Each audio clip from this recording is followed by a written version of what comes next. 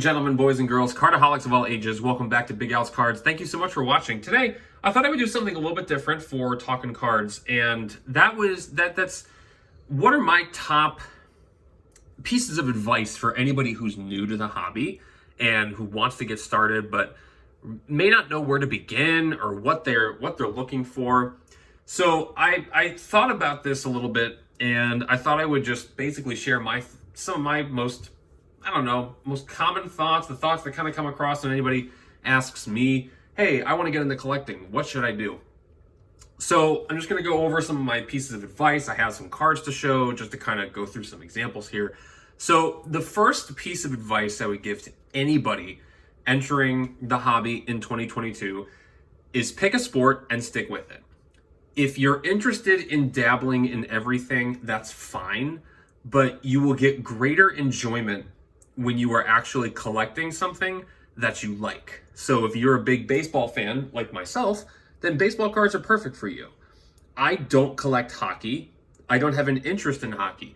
I'm a Chicago Blackhawks fan because that's where I grew up, but I don't have any interest in collecting hockey cards personally. I enjoy football. It's not my number one chase. And I enjoy basketball. It's not my number one chase. I enjoy wrestling. It's probably my number two, in all honesty. It's the number two thing that I have. But baseball is my main passion. So I stick with baseball. I stick with what I know, and I stick with my favorite. Again, you're free to, if you're interested in a little bit of everything, then yeah, it's okay to collect a little bit of everything.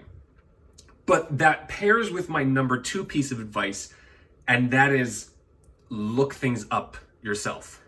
Do research. Get information.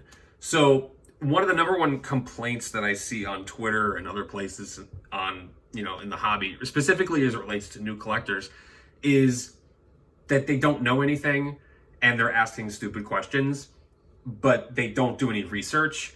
You got a lot of people who will, post a card and be like, what am I looking at here? Or how much is this worth? And they don't bother to look up things on eBay. Now, I understand if you're new, you may legitimately have no idea what you have. I'll give you an example. So one of the sets that I'm going for, it's actually a rainbow, is the 2022 Top Series 1 Anthony Rizzo rainbow, because it's his first flagship in a Yankees uniform. So currently I have the base, which I don't have with me. I have the vintage stock, which is to 99, the Independence Day to 76, and the black to 71. Now, if you're brand new to collecting, you might be like, it's got the same picture, as you can see, but there's two of these have a different design, and that's got an older logo, and on the back, they all have serial numbers. That might be confusing, and I understand, you wanting to know what you have. What I would do in those instances is do a quick eBay search. If you get let's say you get Anthony Rizzo, and it's out of 76, type in Anthony Rizzo /76, and something like this will probably come up. And it'll tell you it's an Independence Day parallel. If you get something that says Anthony Rizzo tops to 99, it could come up with this exact card. Now, it may not, at least right away in the active listings. Check through the sold listings, because that might have sold as well. There have been moments where I had no idea that I pulled something. And I just did a quick search and I was like, oh shoot, I didn't know it was actually worth that much. There was a Contenders basketball Jose Alvarado auto that I pulled, and I have never heard of Jose Alvarado. And I thought, oh, maybe it's a $5 auto. No, I look it up, it's like selling for like $60+. So I'm like, oh, okay, interesting. I didn't know that, but a quick Google search, or a quick eBay search, and checking the sold listings told me that. So pick a sport, learn it, learn everything you can about the sport, and do research. Ask questions when you have done research. Look things up. I like eBay. I like 130 Point is also a great source of information for like values and what is sold. The blowout forums, when you get past some of the trolls, are a decent place. The next thing that I would say is collect what you like. If you, it kind of pairs with that first one of, pick a sport and stick with it, but collect what you like. If you are interested in flagship parallels, then a rainbow like this might be the thing for you. If you're interested in short prints, such as this Ohtani super short print, then you go after the short prints. I personally love the vintage style cards. So one of my favorite things is Topps Living Set. And that's available on Topps.com as an exclusive for those who might not know. And they come out with a new one every single Wednesday. So I have the Bobby Witt Jr. Here. And I also have the Spencer Torkelson. And I have the Julio Rodriguez coming in the mail, I think, any day now. I'm waiting on the Seiya Suzuki, and that's really the only one I can think of that I'm still interested in getting. But it's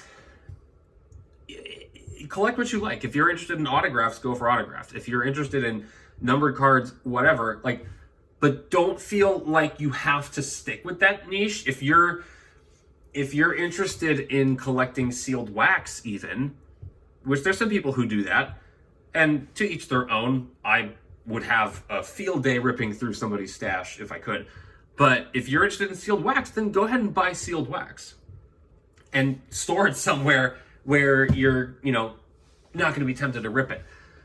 With that in mind, collect what you like and stuff like that. Probably the number one piece of advice I would say is have a budget and stick with it and know your space constraints. So I have several 5,000 count boxes. I have blaster boxes holding cards. I have other things. I have like one of those like 3-drawer, 4-drawer things that people put like small things in to hold some of my autos and relics and stuff. But know your storage constraints. Know your budget.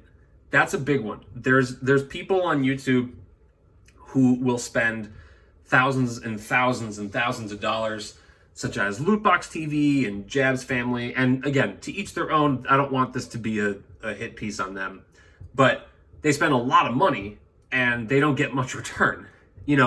Sometimes it's wiser to buy singles than it is to buy boxes. Sometimes it's more fun to buy boxes because you never know what you're going to get. If you have the budget to do certain things, then know that it's okay to do those things, but be aware of what your budget restraints are. I'll give you an example. This Ohtani super short print came from a hanger box that cost $10. If you bought this card on its own, raw, it's, I think, currently selling for about $150. If you can afford to buy the super short print and you really, really want it, then go ahead. But if you're on a budget and you don't have the money to buy that kind of single and you'd rather just test your luck, then yeah, a hanger box might be more appropriate. But also keep in mind that this can get really, really addicting very quickly, and you might blow through your budget way faster than you would imagine. I have done that on a few occasions. So you want to be aware, you want to be self-aware specifically. You don't want others to point out, oh, here's the card guy, So be self-aware of your budget, of your space constraints, stick to it. And really the other thing too is when you ask questions, be willing to learn. I'll give you another example. With both of these living sets here, they got that little rookie card logo on there. To some, these are rookie cards. To others, they're not, and their rookie cards were in Bowman's Best of 2021. And I'm not here to dig into that. I've already posted a video on it. You're welcome to go watch that. But to some, they're not. And I didn't know that. I had to learn that. And I had to have an open mind to learning about that different perspective. We are lifelong learners in this hobby. We're learning something new every day. I didn't know that comps, what people check to see what their card's worth on eBay, are fluid. They change every single day. This is the price today, may not be the same price tomorrow. There's cards that will sell for, I'll give you another example. You buy stuff on eBay, you see somebody list a card for I'll give you an example, an Anthony Rizzo camo parallel that I am interested in. He's got it for 75. Well, the out of 50 has sold for closer to 30. So I would imagine that a real fair assessment of that out of 25 is probably closer to $45-50. Well, he's not really budging on that, and that's his card, his price. He can do that, but it might not actually be worth that, and that kind of it's fluid. It could change. Maybe it is one day. I don't know. So to do a quick little recap, number one, pick your sport or sports, stick with them, learn everything you can about them, and know the sport, know the people. That's the other thing is you got a lot of people who are opening up WWE Prizm who know nothing about wrestling other than Hulk Hogan and Stone Cold Steve Austin and The Rock. And that's fine, but I don't see how it's enjoyable for them. You know, pick the things that are your favorite.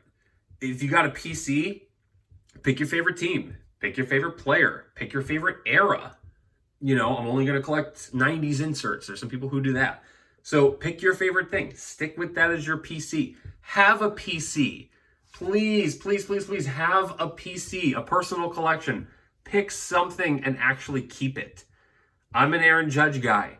I'm a Yankee guy. I'm a Bears guy. You know, those are the things that I tend to really stick with and aren't going to go anywhere. Other stuff that might be worth a lot of, you know, I got that Acuna auto, probably would sell for a few $100s.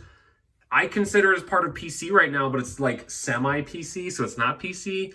Like, I'm keeping it because I don't own any Acuna autos, but if the right offer came along, yeah, I'd be willing to move it because money talks, right?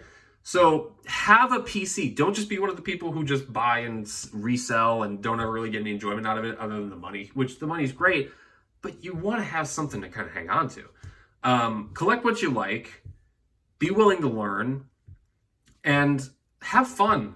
Like, it's a hobby. I know a lot of people make it a business, and there's a lot of people out there who do some shady things, and it can get really frustrating, especially as somebody who's been in the hobby for a while, to see people acting the way that they are.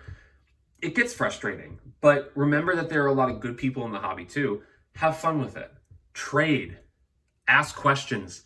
And when you pull something and you don't know what it is, look it up first. Look up qualifiers. If you don't know the name of the parallel, type in what serial number it is. If it's not serial numbered, at that point, yeah, ask it or look at the box. Is there anything that kind of matches the description of what you're looking at there? You know, so be willing to do research. Don't just go right to the what's this worth question.